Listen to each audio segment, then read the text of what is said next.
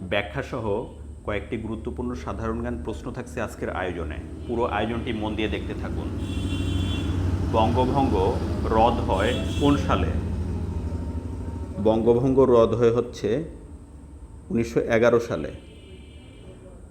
হিন্দু জাতীয়তাবাদীদের তীব্র আন্দোলনের মুখে লর্ড কার্জন অবশ্য বঙ্গভঙ্গ রদ করতে বাধ্য হয়েছিলেন। এটা সরাসরি রদ হয়নি, এটি বাধ্য হয়েছিলেন তিনি বঙ্গভঙ্গটা রদ করতে। কিন্তু এই যে পূর্ব বাংলা এবং আসাম, এই অবহেলিত জনপদের জন্য বঙ্গভঙ্গটা ছিল একটি আশীর্বাদ। 1911 সালে বঙ্গভঙ্গ রদ করা হয়েছিল। বঙ্গবন্ধুর জন্মদিন কত তারিখ? বঙ্গবন্ধুর জন্মদিন হলো 17ই মার্চ। এই দিনটিতে বিশ্ব শিশু দিবস পালিত হয়। বিশ্ব শিশু দিবস কবে, এই প্রশ্নটিও কিন্তু আসে। স্বাধীনতা যুদ্ধের মহিলা বীর প্রতীক কতজন? স্বাধীনতা যুদ্ধের মহিলা বীর প্রতীক হচ্ছেন 2 জন। 2 জন মহিলা বীর প্রতীক কে কে? 2 জন মহিলা বীর প্রতীক হচ্ছেন ডাক্তার সিতারা বেগম এবং তারামন বিবি। সিতারা বেগম যুদ্ধ করেন হচ্ছে 2 নম্বর সেক্টরে, আর তারামন বিবি যুদ্ধ করেন 11 নম্বর সেক্টরে। বাংলাদেশের সর্বাধিক দক্ষিণের দ্বীপ কোনটি? বাংলাদেশের সর্বদক্ষিণের দ্বীপ হচ্ছে সেন্ট মার্টিন।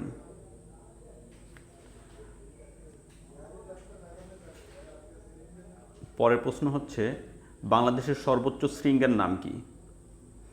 বাংলাদেশের সর্বোচ্চ শৃঙ্গের নাম হচ্ছে তাজিংডং বা বিজয়। তাজিংডং বা বিজয় কোথায় অবস্থিত? এটি হচ্ছে বান্দরবনের রুমা উপজেলায় অবস্থিত। তাজিংডং বা বিজয় বান্দরবনের রুমা উপজেলায় অবস্থিত। এটি হচ্ছে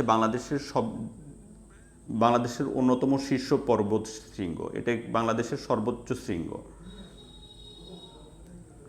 পরের প্রশ্ন হচ্ছে বাংলাদেশের সবচেয়ে বেশি রেশম চাষ হয় কোন স্থানে?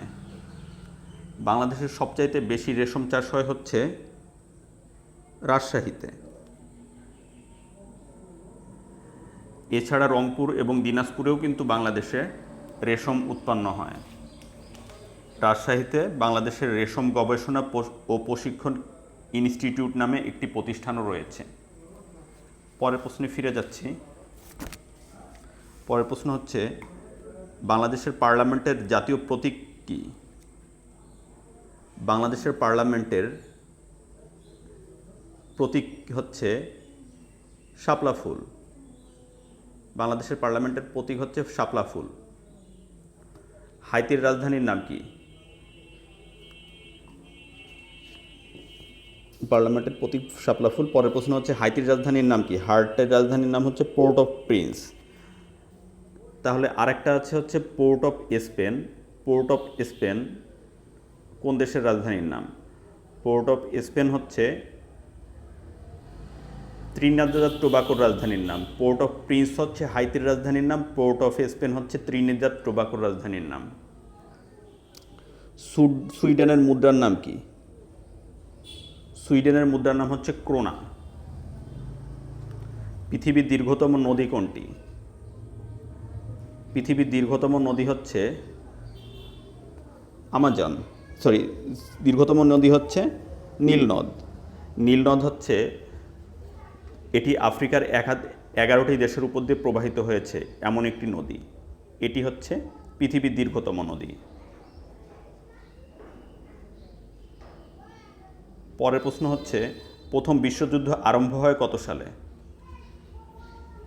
প্রথম বিশ্বযুদ্ধ আরম্ভ হয় হচ্ছে 1914 সালের 28 জুলাই। তাহলে প্রথম বিশ্বযুদ্ধ সমাপ্ত হয় 1918 সালে। আর দ্বিতীয় বিশ্বযুদ্ধ শুরু হয় হচ্ছে 1939 সালের 1 সেপ্টেম্বর। পরের প্রশ্ন আন্তর্জাতিক প্রতিবন্ধী দিবস কবে? আন্তর্জাতিক প্রতিবন্ধী দিবস হচ্ছে 3 ডিসেম্বর। 3রা ডিসেম্বর আন্তর্জাতিক প্রতিবন্ধী দিবস পালন করে আসছে। তাহলে বিশ্ব ন্যায় বিচার দিবস কবে হচ্ছে? 20 ফেব্রুয়ারি বিশ্ব ন্যায় বিচার দিবস। অন্যদিকে জাতীয় প্রতিবন্ধী দিবস পালিত হচ্ছে এপ্রিল মাসের প্রথম বুধবার। আন্তর্জাতিক প্রতিবন্ধী দিবস 3 ডিসেম্বর, জাতীয় প্রতিবন্ধী দিবস হচ্ছে এপ্রিল মাসের প্রথম বুধবার। দুইটা কিন্তু মনে রাখার চেষ্টা করবেন। পরের প্রশ্ন, জাতিসংঘের বর্তমান মহাসচিবের নাম কি? যে জাতিসংঘের বর্তমান মহাসচিবের নাম হচ্ছে আন্তোনিও গুতেরেস। আন্তোনিও গুতেরেস জাতিসংঘের বর্তমান মহাসচিব বা নবম মহাসচিব। আন্তোনিও গুতেরেস কিন্তু পর্তুগালের নাগরিক। আর এর আগের যে মহাসচিব ছিলেন তিনি দক্ষিণ কোরিয়ার নাগরিক ছিলেন বান কি মুন। বান কি মুন ছিলেন 8ম মহাসচিব, আন্তোনিও গুতেরেস হচ্ছেন 9ম মহাসচিব। শেষ প্রশ্নতে আমরা ফিরে গেছি। শহীদ বুদ্ধিজীবী দিবস কবে পালিত হচ্ছে? শহীদ বুদ্ধিজীবী দিবস পালিত হচ্ছে হলো 24 ডিসেম্বর। বিজয় দিবস হচ্ছে 16 ডিসেম্বর। আর শহীদ বুদ্ধিজীবী দিবস হচ্ছে 14 ডিসেম্বর, 24 নয় 14 ডিসেম্বর। মনে রাখার চেষ্টা করবেন, বিজয় দিবসের 2 দিন আগে হচ্ছে 14 ডিসেম্বর হচ্ছে শহীদ বুদ্ধিজীবী দিবস। 1971 সালের ডিসেম্বরের এই দিনে বাংলাদেশের উল্লেখযোগ্য সংখ্যক বুদ্ধিজীবীদেরকে ধরে নির্মমভাবে হত্যা করা হয়। এজন্য এটিকে শহীদ বুদ্ধিজীবী দিবস হিসাবে পালন করা হয়। মনে রাখার চেষ্টা করবেন। ঠিক আছে ভিউয়ার্স, আজকের ভিডিওটি এ পর্যন্তই। আমাদের ভিডিওগুলো যদি ভালো লেগে থাকে তবে চ্যানেলটি সাবস্ক্রাইব করুন এবং নতুন নতুন ভিডিওর আপডেট পেতে পাশে থাকা বেল আইকনটি প্রেস করুন। এই ভিডিওটি অ্যাটলিস্ট 2 বার দেখুন। 2 বার দেখলে আপনার এই চাকরির পরীক্ষায় আসা এই সাধারণ জ্ঞানগুলো আপনার আয়ত্তে চলে আসবে। সবাই ভালো থাকবেন, সুস্থ থাকবেন, সুন্দর থাকবেন। সবাইকে শুভকামনা জানিয়ে আজকের ভিডিও এখানে শেষ করছি। আল্লাহ হাফেজ, আসসালামু আলাইকুম।